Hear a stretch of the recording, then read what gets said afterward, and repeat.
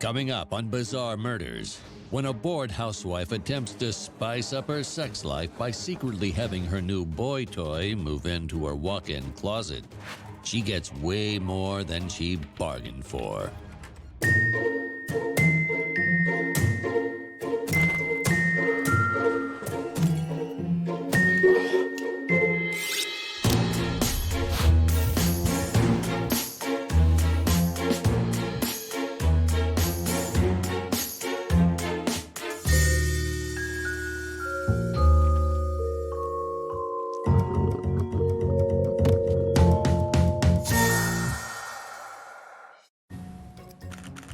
Roanoke, Virginia, 2011. Randy Roberts, 37, a mild-mannered small business owner looking for friendship and possibly love. Even though he's a button-up, slacks loafers kind of guy, he knows he has a lot to offer the right lady, and he's working hard at meeting her. After spending years singularly devoted to starting his own business, Randy's finally turning his focus to finding a wife. In hopes of improving his odds, Randy's joined several different online dating websites: Catch, Cinder, and one that cuts right to the chase, Let's Get Hitched, a very popular website for all types of ladies who have every detail of their dream wedding planned. Now they just need to find a groom. Randy dives right in and spends most of his nights combing through the profiles. Within law enforcement, it's no secret that people who are late bloomers are more vulnerable to people who would do them harm, who are criminals, con men, and those who are less than trustworthy. Meet Candace, 33. She's on the opposite end of the spectrum from Randy. She's often referred to as a social butterfly and has dated more than her fair share of men, but she can't quite seem to meet a good one, or at least one that isn't still in a garage band with his friends from high school. For the last 5 years, Candace has been struggling. She's been diagnosed with bipolar disorder and takes several different antidepressant medications. Because of her condition, it's hard to find a full-time job. Candace delivers pizzas 3 days a week. Hey, Randy. Hey! Candace has one really good tipper every Tuesday and Thursday, the polite, awkward man she only knows as Randy.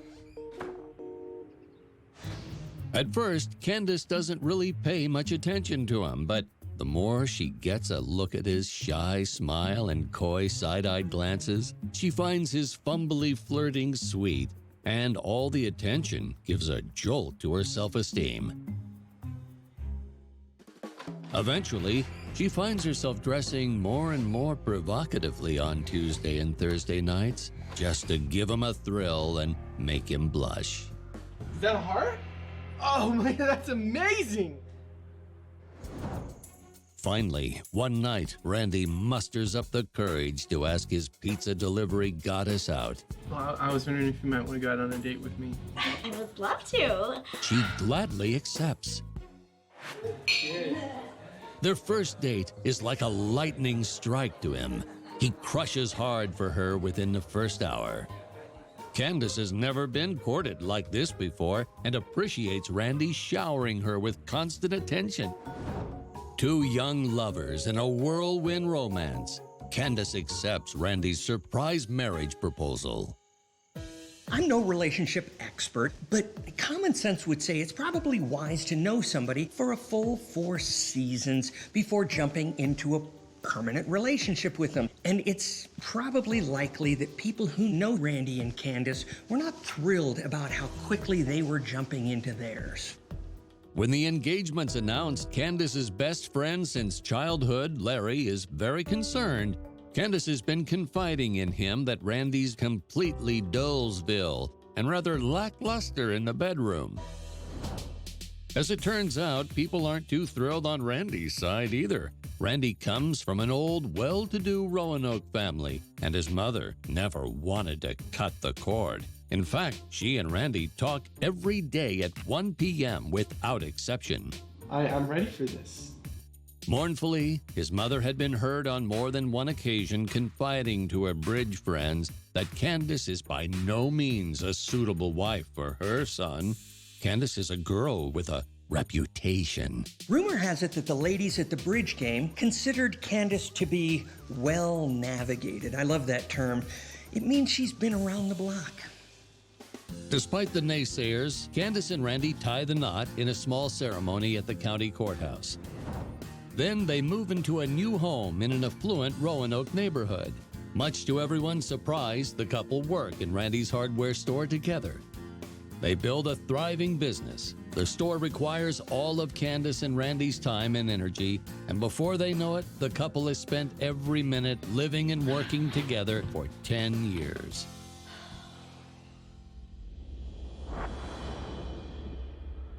Well, did you set the alarm or not? Eventually, the stress of owning and running a successful business and the strain of spending too much time together takes its toll on Candace and Randy's marriage. Randy likes quiet conversations, long walks on the beach, and is a Sunday night feet up on the coffee table video games kind of husband. Something that's starting to repulse Candace. Really? She feels trapped in her marriage and longs for the carefree days of her youth spent with bad, broke musicians who smell of that seductive combination of sweat and cigarette smoke.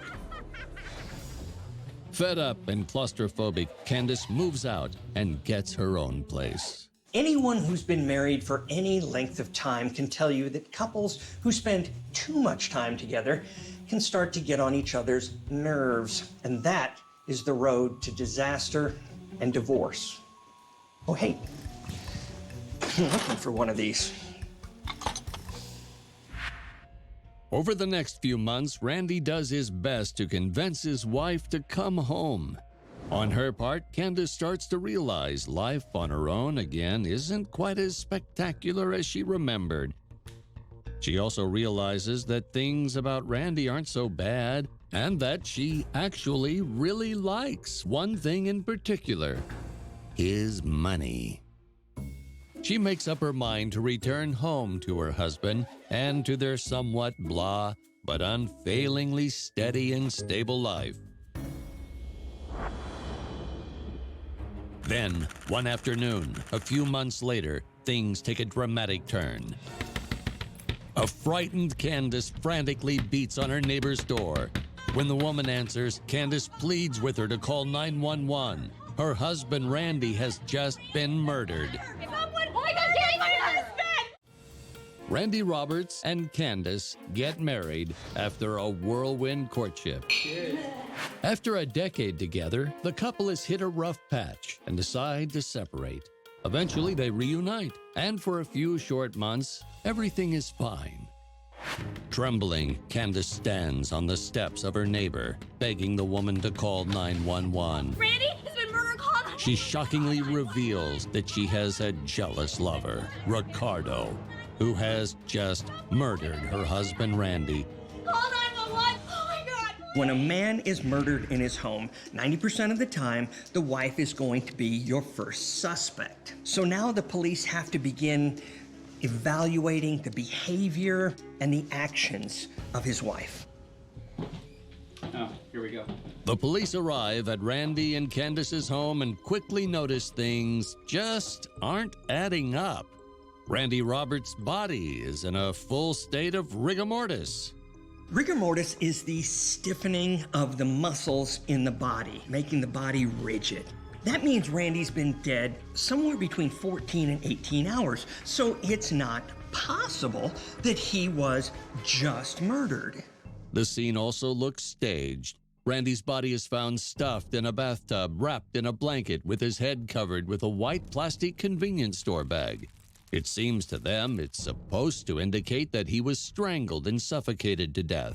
However, looking at the man's numerous wounds, it's pretty clear that Randy was bludgeoned to death.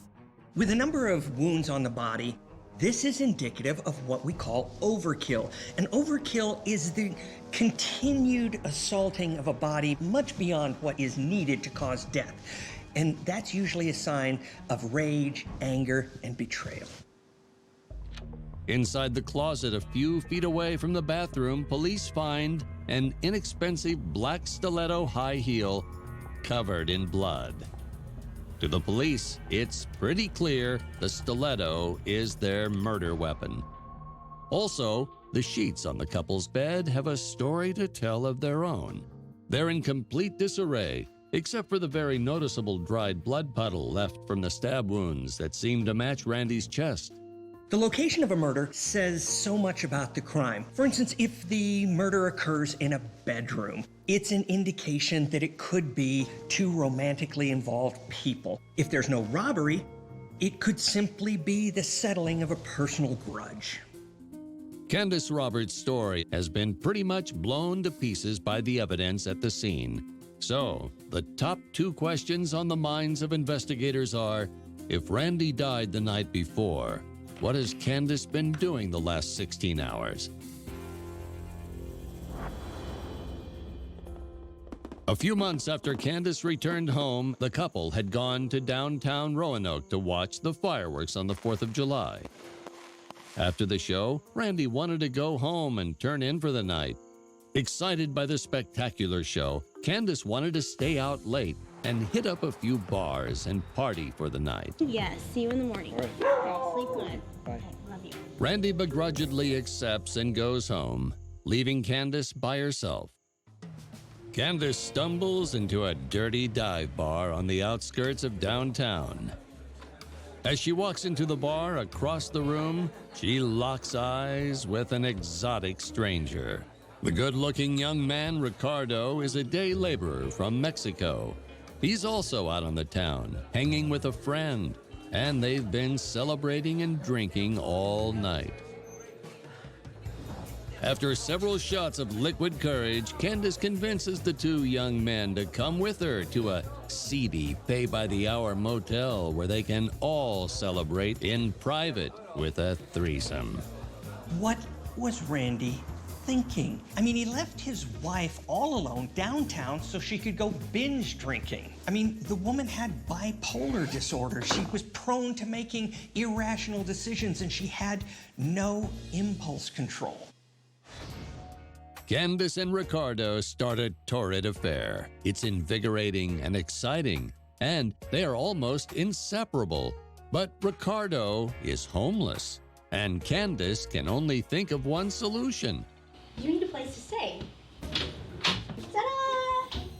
In her master bedroom walk-in closet, Candace has made up a sleeping bag for Ricardo, tucked away behind her clothes. It's the perfect place for her young Latin lover to squat and hide. Time for work. Every morning she tells Randy she can't go into the office because of her bipolar disorder. Let's see. All right, I'll see you soon. This lie is the perfect cover and leaves Candace free to spend all day having sex with Ricardo. Unfortunately for her, though, she really has no idea how on the edge she's actually living. Ricardo has a criminal record in Mexico City for aggravated assault. Just imagine if Candace knew about Ricardo's criminal past. With her great judgment, who knows? Candace. After just a month of Candace? Candace and Ricardo's new living arrangements, Randy unexpectedly comes home to surprise his wife in the middle of the afternoon. When he approaches the bedroom door, he's startled to hear Candace moaning in ecstasy in their bedroom. Heartbroken and angry, Randy bursts through the bedroom door.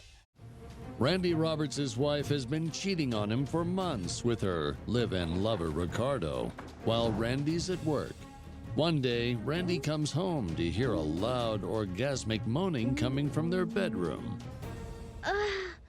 On the verge of tears and full of frustration, a heartbroken Randy bursts through his bedroom door. Oh.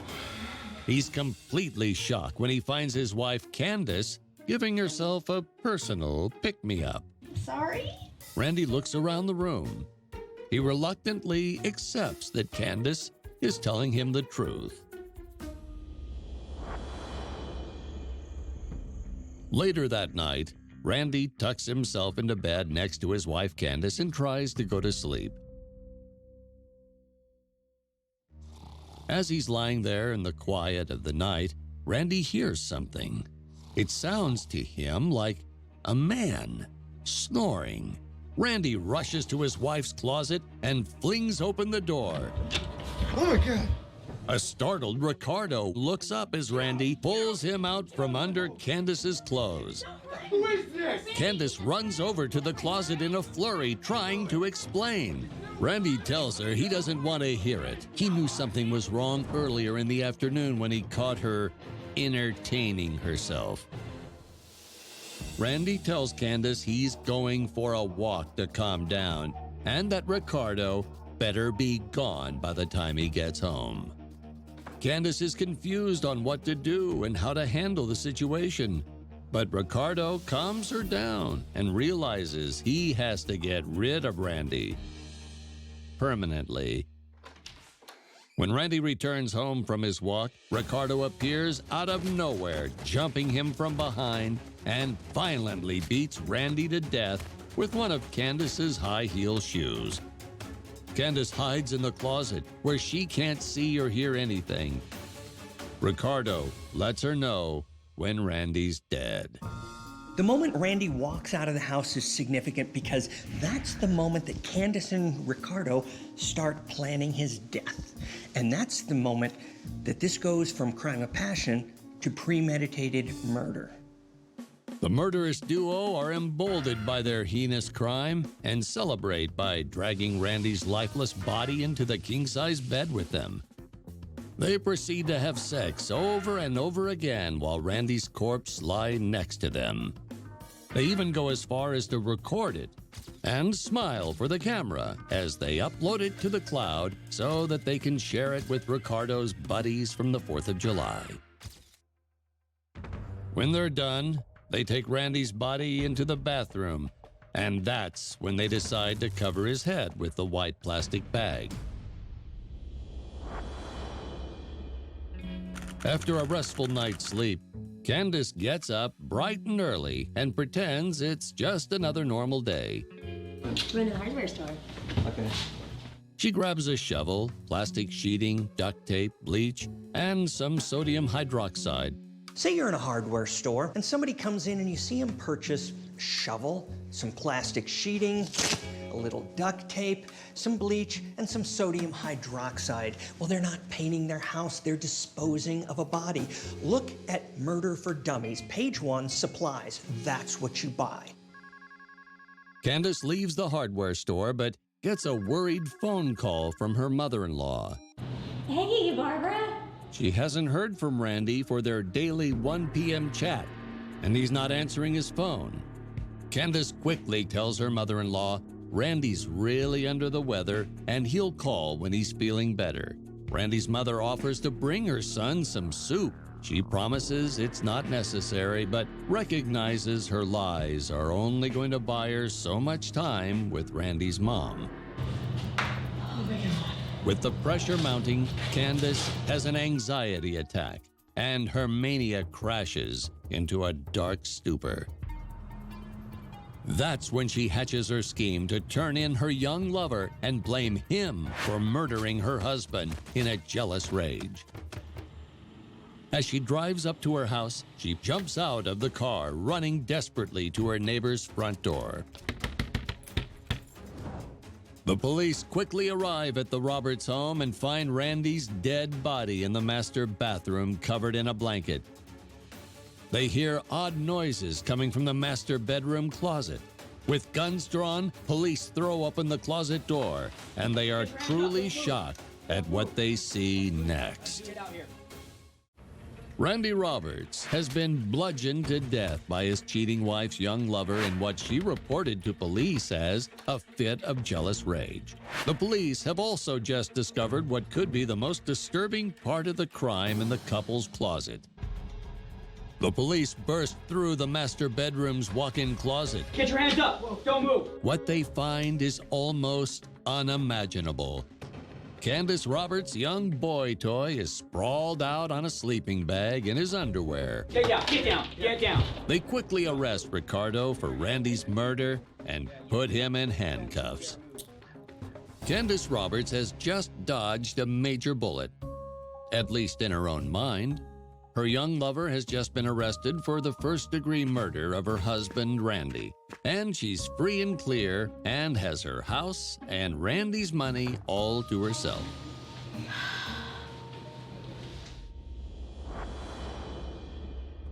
As the police talk to her, they inform her that they know Randy was killed 16 hours before she ever reported the crime. She feigns surprise. They let her know that they're not buying her story and want to know why she's been lying to them. They also want to know about the cozy setup in the closet. Police inform her that they have uncovered some pretty incriminating evidence. A video that shows the aftermath of her husband's murder that was uploaded to the cloud. They arrest a stunned Candace on the spot and read her rights. If you're going to commit a murder, don't take selfies with the body. Do you know who does that? Idiots. Candace Roberts and her lover Ricardo were both convicted of first-degree murder and sentenced to life in prison without parole. This is the story of the American dream gone tragically wrong. And these three stories intersected in one bedroom, and the lives of three people were destroyed. Coming up on Bizarre Murders, when an innocent church scavenger hunt unexpectedly leads to a dead body, all signs point to foul play. To catch the killer, detectives will enter into a world of sex, drugs, and rock and roll. And this hunt is far from fun and games.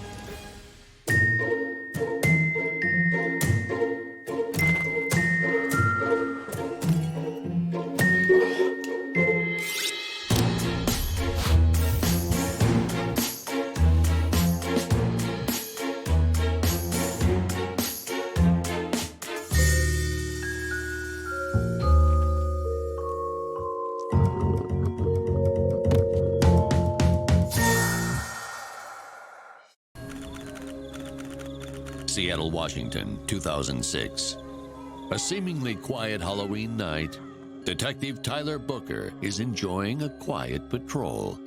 He's reminiscing about his first case just weeks before, an open and shut homicide by a jealous husband.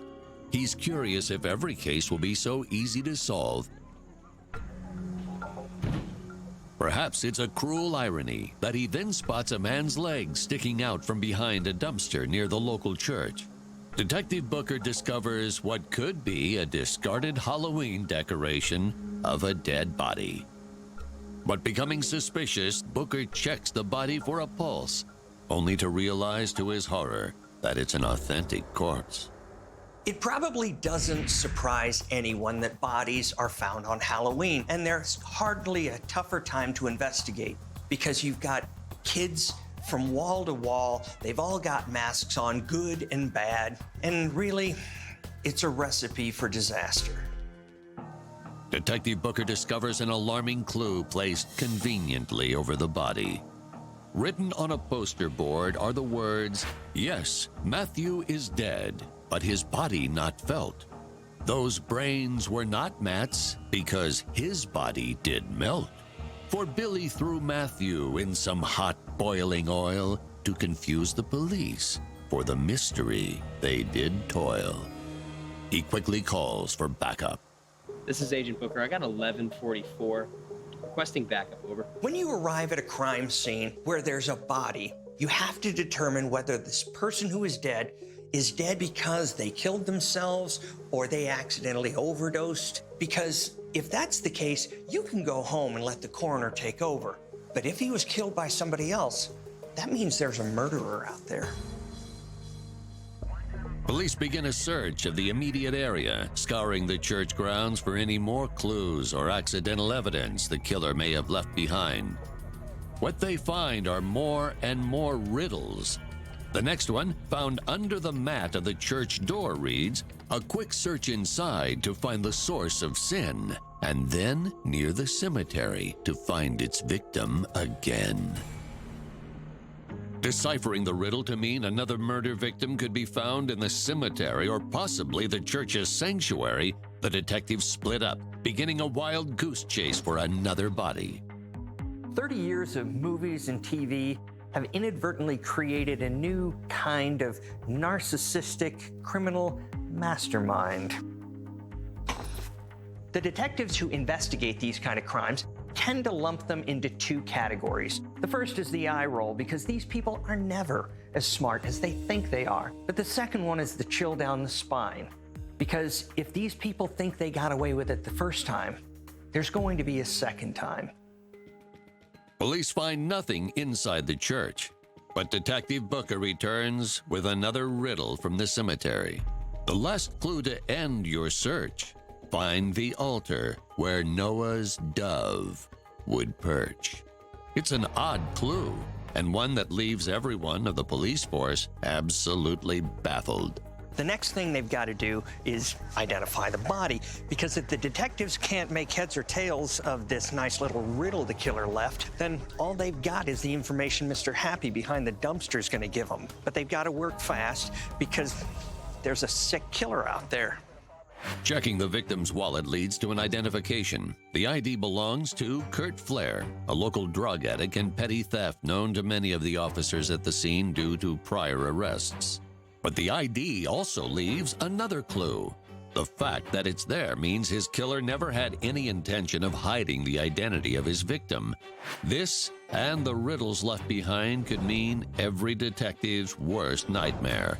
It's a random killing. Now they have to hope the toxicology report will come back with new evidence that can help point them in the right direction. In the meantime, Detective Booker takes the riddles in for DNA testing, but the case hits another speed bump when they can't find a matching fingerprint in their database. The good news is, if this is his first murder, or even his first crime, he's probably not very good at it. And you know how he's learning how to do it? From TV and movies. And cops watch TV and movies too. Detective Booker's new job just got a whole lot tougher, as he is left to notify Kurt's mother, Karen, of his passing and question her. Karen Flair, sporting a rap sheet that includes prostitution and drug abuse, is no stranger to the Seattle Police Department. And when Booker finds her, she's right in the middle of a bender. The news of Kurt's death barely affects her at all. She says the last time she and Kurt spoke, he had just gotten out of rehab and was swearing he would remain sober. Booker asked her for a list of people who might want to see Kurt dead, but she can't come up with any names. Consider the world of drug users. They run the gamut from multiple murderers to junkies who wouldn't hurt a fly. And they all have two things in common. Number one, they've seen everything, done everything, been around the block. And number two, none of them will talk to the police. Coming up short, he turns to the autopsy report to find that Kurt's cause of death was at the hands of a drug called a speedball, an often lethal mix of heroin and cocaine.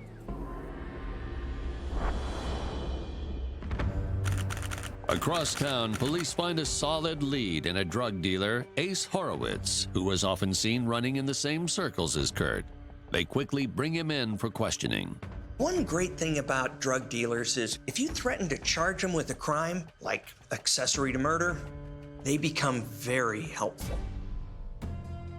According to Ace, Kurt seemingly found religion and sought Ace out to convert him to the faith and save him from his sinful ways. But when Ace wouldn't accept Kurt's help, the two argued and were never to be seen together again.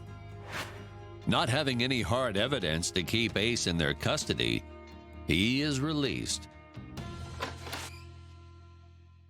But something about his story strikes Booker as odd. He realized that he never told Ace that Kurt's body was found near a church. But still, Ace told them that Kurt had recently converted to Christianity. Booker quickly realizes his mistake and rallies a group to round him up again. They approach Ace's dilapidated apartment and knocked on the door. Ace, open up! only to find nobody is home. Having probable cause, they quickly burst inside, only to find his apartment empty. A series of riddles hangs above a murder site at a church on Halloween night. When the mother of the deceased claims she hasn't seen her son Kurt in months, police shake down local drug dealer Ace Horowitz. But bad turns to worse when Ace disappears. As officers continue to search for Ace, Detective Booker returns to the scene of the crime one last time to search for more clues. But when he arrives, he finds a group of gawking teenagers waiting outside the crime scene tape, eager to learn what has taken place recently. Showing a little bit of a facial tic, the leader of the group introduces himself as Jeff Torringson, the son of the church's preacher, Pastor Torringson. Thinking that it's possible the kids could know something, Booker explains that the body of Kurt Flair was found on the church grounds 2 nights prior, and that they are still looking for any leads that could help them find his killer. Jeff tells Detective Booker that Kurt was a part of their youth group and that he had not been answering their calls to attend a Christian rock concert with the band Praise.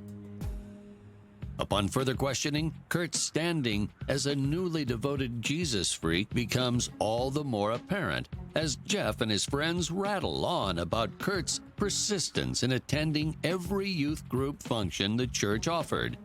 Jeff even claims that Kurt had expressed interest in attending seminary school, and his father, Pastor Torringson, had promised to pay for it. Booker is stunned to discover that some of Ace Horowitz's story is true, which makes his evading of police all the more suspicious. Now police don't know what to think because the revelation that Kurt was an active church member corroborates Ace's story, and it also explains why Kurt wouldn't be living with his mother, but police still don't know why he left. To bypass another rant about church camp activities and trivial kumbaya-esque mantras of faith, Detective Booker asks to speak with Jeff's father before he himself is accidentally converted to Christianity. Thank you guys again.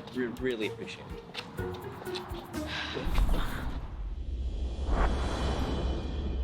Detective Booker questions Pastor Torringson on Kurt's history with the church and finds a colorful redemption story. Coming from an unsteady home, Kurt drifted from drug fix to drug fix before a series of stints in rehab finally set him straight. Kurt soon found his way to Paul's congregation, became a born-again Christian, and just recently celebrated 9 months of sobriety from both heroin and alcohol. He was welcomed to the church family by most of the parish and even developed a close bond with Paul himself. When Kurt told the pastor about his tumultuous living situation, the preacher let him stay at the church for as long as he needed. Religious conversions of drug addicts, we hear it every day, and sometimes we're skeptical about them, but this one seemed real. So if that's true and Kurt was clean, why is he laying dead from a speedball overdose? And why is Ace Horowitz in the wind? After Paul's voluntary interview, Booker informs him of the clues the alleged killer left behind all over the crime scene. But when Booker shows him the riddles, the pastor suddenly turns pale. There's something wrong.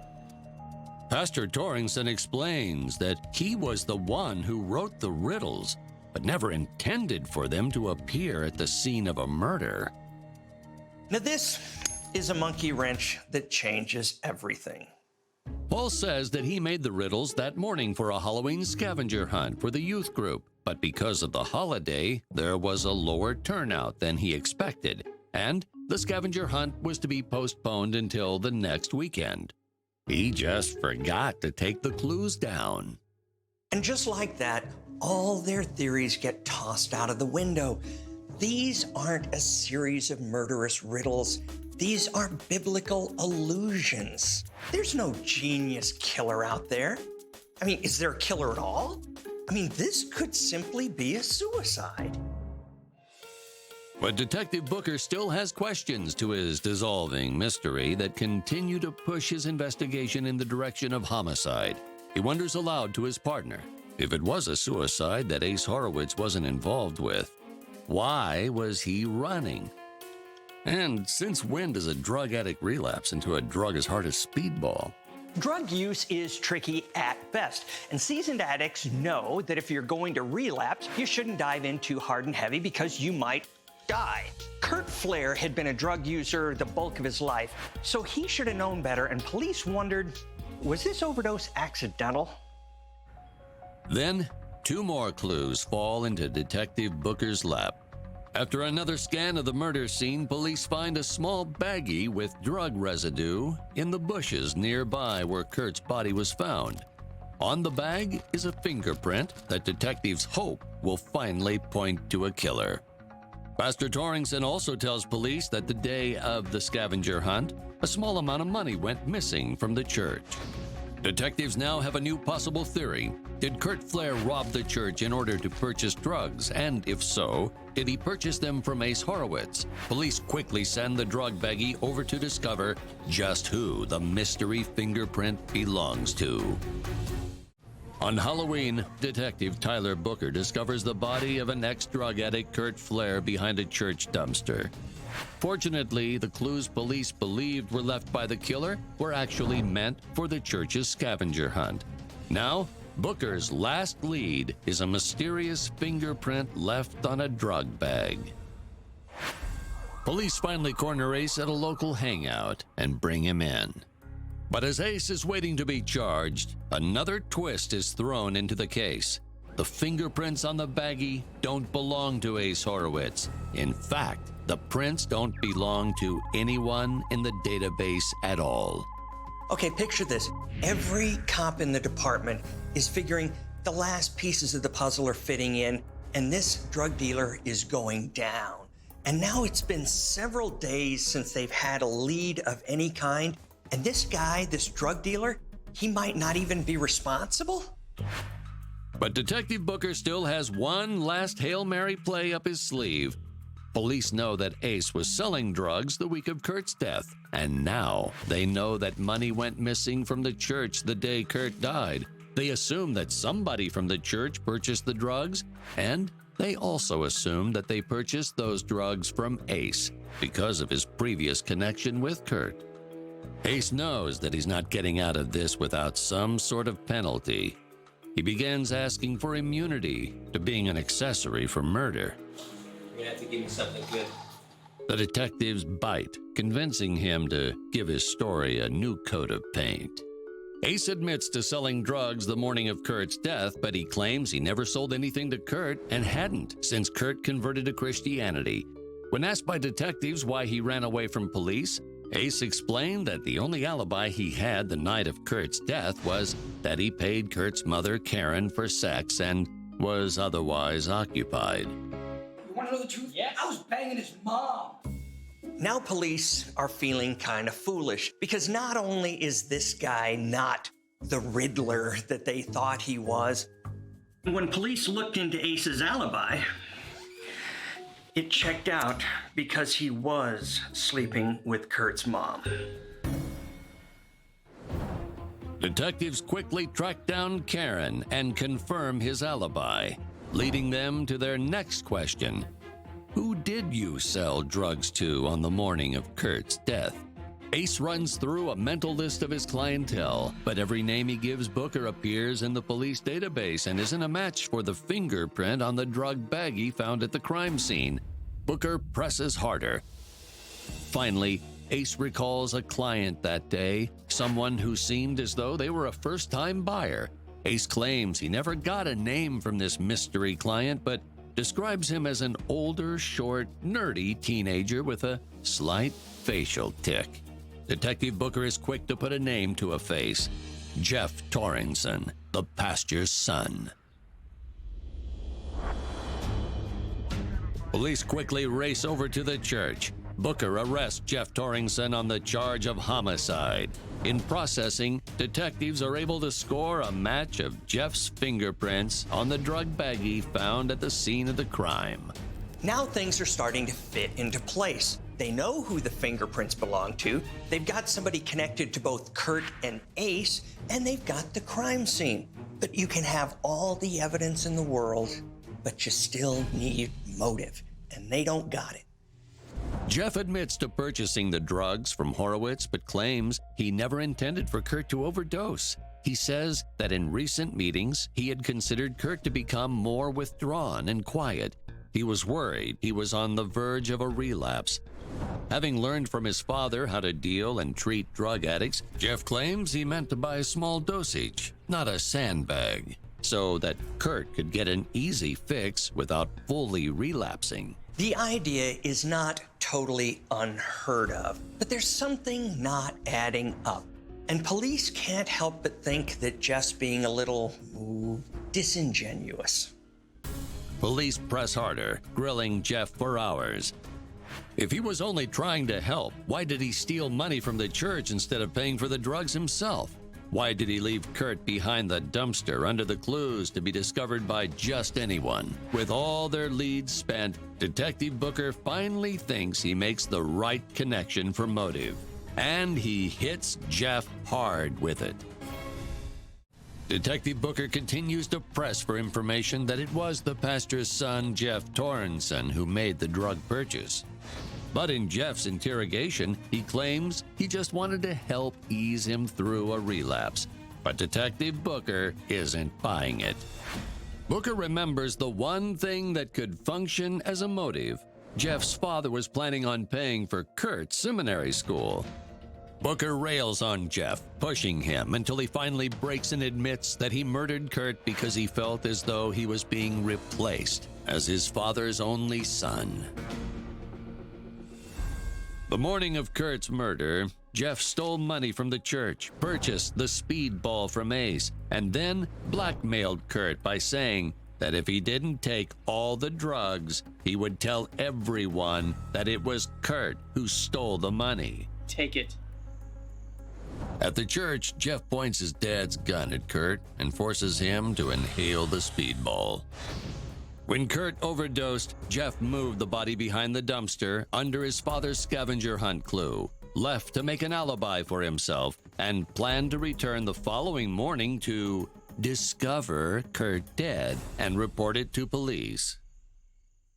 With his confession, Jeff Torrenson was charged with first-degree murder and charged with 25 years to life in prison. Jeff fell victim to a number of deadly sins: wrath, pride, but mainly envy. He was jealous of his father's relationship with Kurt. And in the end, he's going to find out that it's difficult serving God while you're also serving life without parole. On this episode of Bizarre Murders, Martha has been married to Ron for over a decade. Look what I got. They've had their share of rocky patches, All you talk about is money and you shut up! but also happy times together.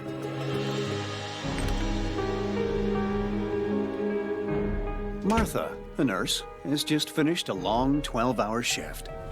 It was a slow day. She only saved 3 people's lives. But now, at the end of her day, Martha doesn't realize that her own life is in the gravest danger.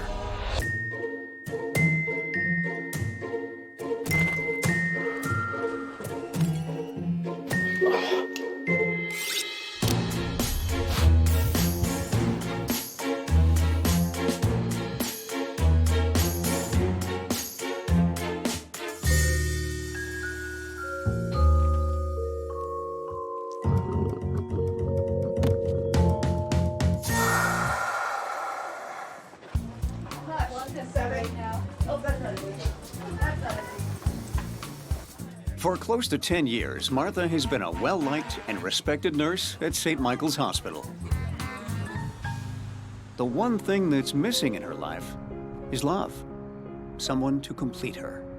The yin to her yang. Martha, then 33, takes out a personal ad in the hopes of finding Mr. Right. Fun, loving, looking for a man to share my life with. Been around the block a few times, but I have plenty more miles ahead. Yeah, me too, Martha. Ron, a war veteran who works as a building super, answers. Call. Hi, is this Martha? It is? I saw your ad in The, lustful love letters. I'm sorry, it's the first time I've ever done anything. It's my first time too.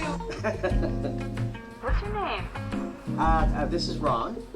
I didn't know what to say or what. Ron is divorced with one child, but Martha is smitten, describing the match as an oldie but a goodie. I spent 25 years in the FBI, and I learned that finding love through a personal ad can be pretty risky. I remember one case where the person who answered the ad was actually a serial killer wanted for 6 murders, and he ate his victims.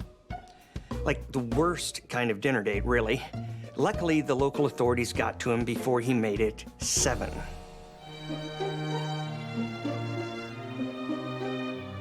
After a month-long courtship over the phone, Martha and Ron finally meet in person. 6 months later, they're hitched. Their marriage is a match made in heaven.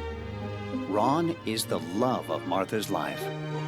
The happy couple spent all their days together, and nights.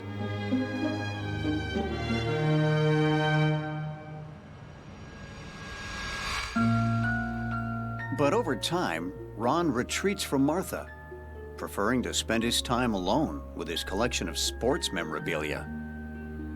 Ron becomes obsessed with money and the value of his collection. Martha's concerned.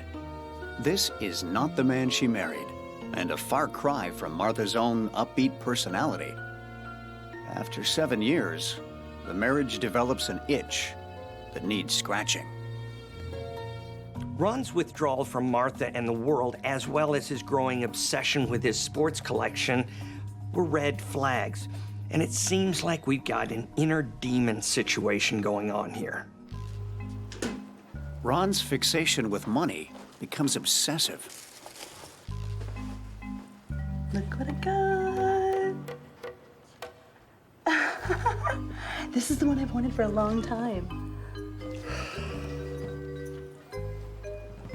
He resents that his wife brings in more money than he does.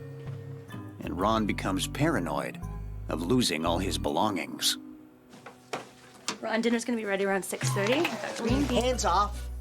It's mine. It's a lot more expensive than this costume jewelry, I'll tell you that. It's a ball, Ron. This is the most expensive ball you'll ever have in your hands. It's a ball. You just don't get it. I don't know. I don't know what to do. He spends all of his time in the basement, down there with his sports stuff. He's always angry. Well, when he's angry, what do you mean? Like, is he verbally abusive or? Yeah. Martha confides to her close friend Barbara that Ron is chronically angry and always blaming everyone but himself for his problems. But I do get scared. She thinks it could have something to do with his time in the military. I don't know what to do. It's not uncommon for war veterans, and I've known some, to suffer from depression and anxiety. These days, we have a name for it, PTSD, and it's an ugly thing.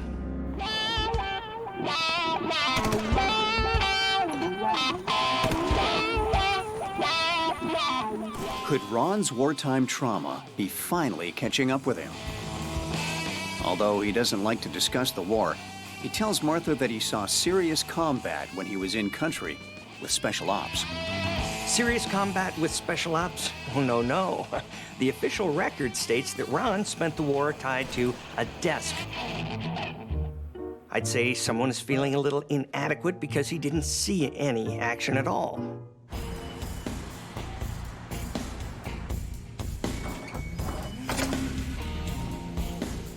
Things start to look up for Ron when he lands his dream job as manager of Adult Zone, a chain of porno stores in Spokane.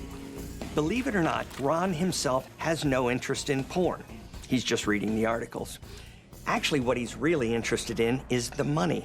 He isn't getting rich, but it's a well-paid gig with benefits and stability, and he doesn't have to answer to anybody. He's the boss, at least when it came to cleaning up.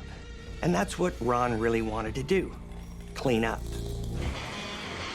Over the following 10 months, as his paranoia and rage continued to grow, his new career at the porno store brings Ron into contact with some nasty characters.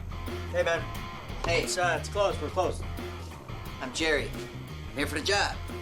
Hey, Jerry. I've been expecting you. Thanks, huh? man. Name's Ron. One of his employees, Jerry, is a real sleazy dude with a rap sheet a mile long. Jerry also has a mean and expensive appetite for hard drugs. Cocaine, speed, crack, you name it. And he's always broke. Ron doesn't have a criminal record or anything, but he and Jerry become fast friends. Both are ex-military. Both resent the world and see themselves as victims, though. Ron and Jerry bond over shared grievances, both real and imagined. The new job only fuels Ron's obsession with money. He lies to Martha about the amounts he's making and stockpiles thousands in the den without her knowledge. In Ron's collapsing psyche, he's the victim. That's not uncommon. Everybody's out to get him. He's got to defend himself. He's got to prepare for the worst. He's got to prepare for Armageddon. My honey went into the basement and now he's non-existent. All you talk about is money, Ron. All you talk about is money and you shut up. Shut up. Martha's a compassionate person and can take a lot. She's a nurse, after all. But she's starting to worry about her safety. In the basement trying to secure our future. I don't ever want to come home to this. Get out, Ron. I can't do it anymore. I want you to leave. I'll leave.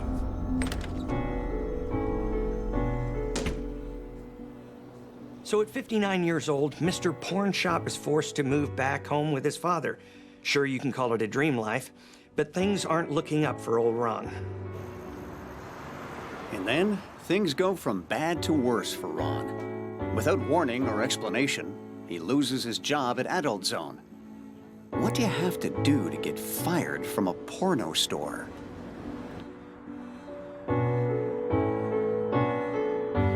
Can you come over? I just think we need to talk. Then Ron finally catches a break. Like an eager puppy begging for a scrap of food, Ron is hopeful that Martha has seen the error of her ways, realized she can't live without him, and wants to patch things back up. Hi. It's your favorite. Really?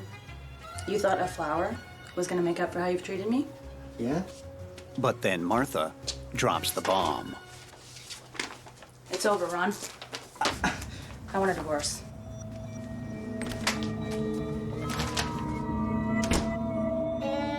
A divorce means that Ron will lose half of the house, his share of Martha's pension and benefits, and all the cash he's stashed away in the den.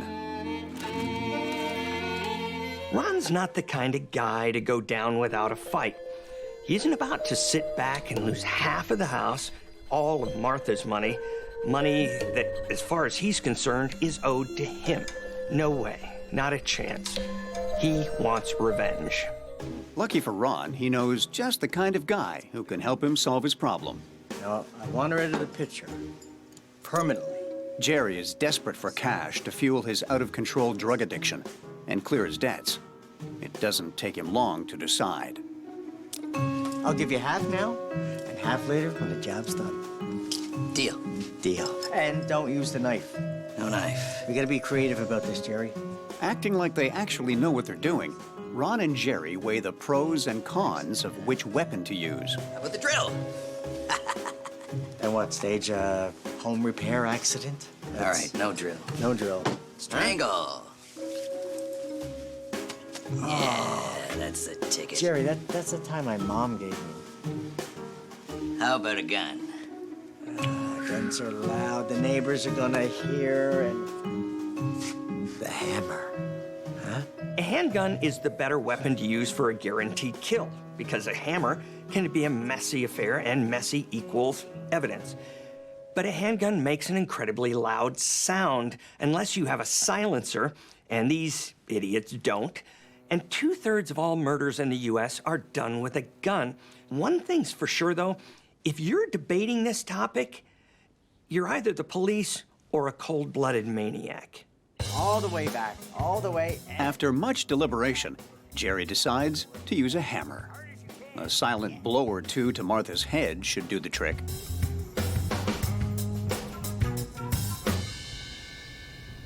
To throw off the police, they decide to make it look like a burglary gone sideways. They'll move around some of Ron's sports memorabilia as though that's what the thieves were after. Pure genius. Flip it. What are you doing? It's just a ball. You're just like her.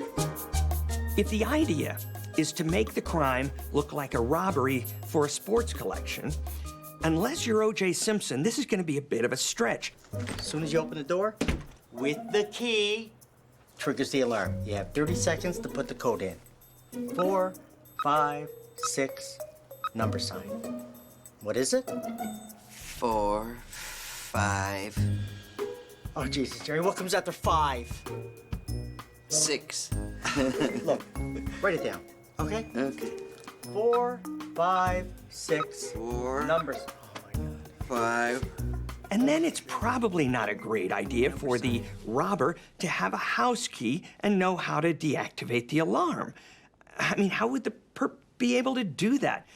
There doesn't seem to be any logic here at all. Maybe that's just my 25 years in the FBI talking. I don't know.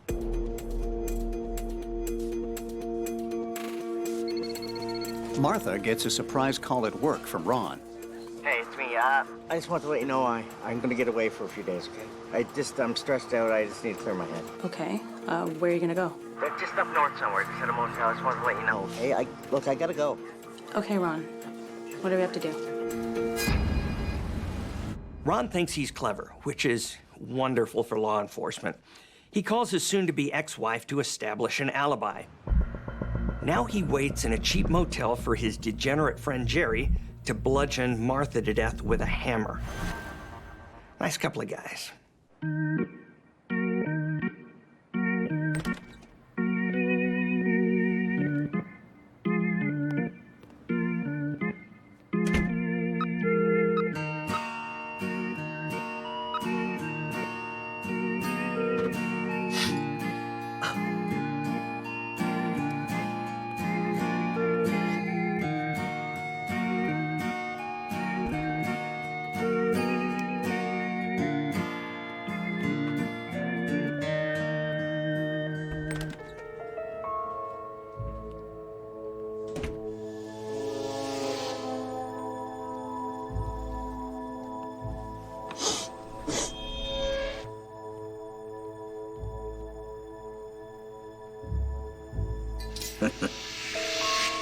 After a 12-hour shift, a hammer to the head should be a death blow.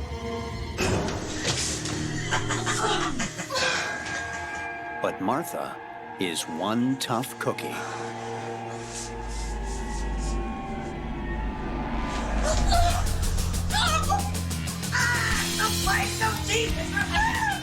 Did we mention that as a nurse, Martha has self-defense training?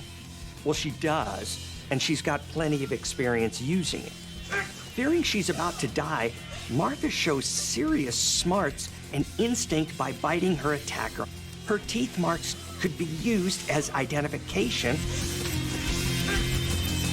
Martha isn't about to let her attacker get the best of her. She'll fight to the bitter end if that's what it takes. Who are you? Who are you? I'm your killer! We'll get you! The epic fight lasts almost 30 minutes. It's a brutal battle to the death.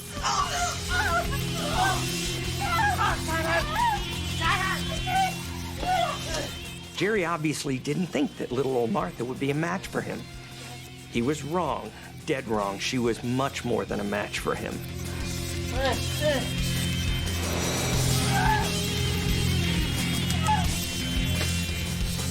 Martha has turned the tables on the attacker.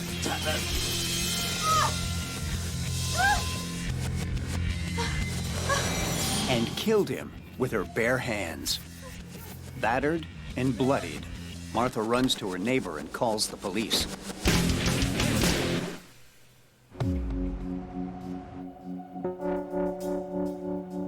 The stress for a paranoiac like Ron is immense. I mean, what could be taking Jerry so long? He should have called hours ago. Ron is most definitely losing his mind at this point, at least what mind he has left. Detective Maxwell is the investigator assigned to the case. Thanks to Jerry's total lack of intelligence, investigators easily identify him at the scene. That's so Jerry. After 25 years in the FBI, let me give you a pro tip. Don't bring your wallet to the scene of the crime. Investigators then discover a note in Martha's house left by Ron. The note is obviously meant to bolster his alibi, but the investigators were made simply more suspicious. In a case like this, where there's an estranged spouse, they're an automatic suspect. In fact, statistically, almost half of all women who are murdered in America are killed by people they know, usually a current or former boyfriend or spouse. At approximately 1 p.m., the day after the attack, Martha's friend Barbara gets a call from Ron. Hello? Hi, Barbara. It's Ron. I just saw Martha's house on the news. Is everything okay? You haven't heard? She's attacked. Oh my gosh. Is she all right? She's roughed up, but she's okay. Yeah, she's gonna pull through. Did they know who attacked her? What happened to him? He's dead. Oh my God. Once Ron gets over the shock and awe that Martha survived the attack, he's desperate to track her down. He calls the hospital, but the investigators tell Martha and the staff to conceal her whereabouts and give Ron nothing. Jerry, you idiot! Jerry!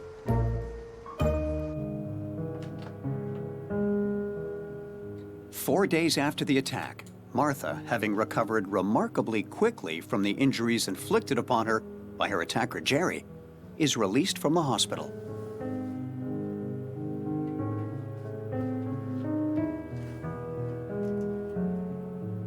So we're not making this up. It turns out that in Jerry's backpack was an envelope with a couple of bucks. And oh yeah, he also left a daybook entry with "Call Ron" on it. It's the crucial clue in the case. It connects Jerry directly to Ron. You remember what I said about bringing personal belongings to the crime scene? Honestly, I don't think Jerry could have been any more stupid if he'd tried. Now the investigators need to locate Ron as soon as possible. They track down his son, Mike, who tells them he's actually been in touch with his father. He then mentioned that he's worried because the last time they were together, Mike discovered a revolver hidden in his father's drawer. The investigators are up against the clock. Ron is desperate, and he's volatile, and he's paranoid. These are very bad things that, in my experience, make him more than a suspect. He's a high-risk suspect. The investigators convince Ron's son, Mike, to call his father to coax him back to Spokane without revealing that he's wanted for questioning.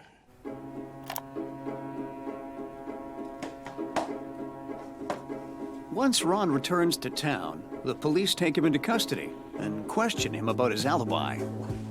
What I meant to say is Thursday evening. It was Wednesday. I was there for lunch. Jerry and I. Okay, here's Criminal 101. If you're going to create an alibi, you gotta stick with the one version of what happened. Ron just can't keep his story straight, and it becomes obvious that he's making it up as he's going along. He's lying through his teeth. Ron repeatedly gets his timeline mixed up, confusing Tuesday for Wednesday, Wednesday for Friday. The discrepancies in his story pose enough grounds for the investigators to arrest him. Ron is charged with attempted murder and conspiracy. Hoping for a lighter sentence, he pleads guilty and avoids a trial. The court gives him 15 years. Martha's actions are considered justifiable as self-defense, duh, and she isn't charged with killing Jerry. With Ron behind bars, Martha officially divorces him. She now goes by Martha Smith. The moral of this story is, don't mess with nurses. They're good people who want to help you. But if you want to kill them, you better be tougher than you think they are, because they'll kick your sorry ass. Oh, and one other thing. If you plan on being a low-life criminal, don't bring your ID to the crime scene, okay? Ever. Not once. Never a good idea.